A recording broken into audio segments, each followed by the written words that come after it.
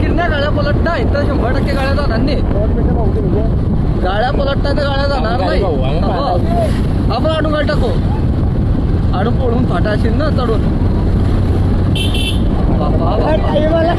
हा टाईम आहे हा.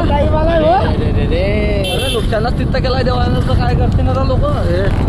बापरे बापरे बाबा कोणता रे